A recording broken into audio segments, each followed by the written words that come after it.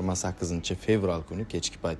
Hammangizni 28-fevral hamda 1-mart kunlari 6-Krastok Chayxona Navruz. Assalomu alaykum barcha aziz muxlislarimiz. Mana bugun Abdushukur Eshberiyev Moskva shahriga tashrif buyurdi. Moskva shahridamiz. Hozir Moskvaga kirib keldik va hozirning o'zida biz Food City'damiz. Nasib bo'lsa Food City'da 28-fevral kuni kechki payt mana shu yerda barchalaringizni taklif qilamiz. Konsert dasturimiz bo'lib o'tadi. O'zbekistondan Sevinch Ismoilova tashrif buyuradi. taklif qilib qolamiz. Albatta kelinglar. Konsert dasturimiz esa Food City'da bo'lib o'tadi.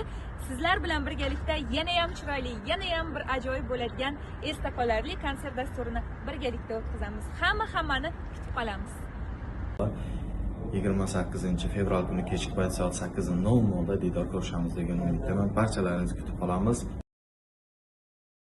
Moskva yana bir bor pul topajak, mashina alacak, keyin choy solajak.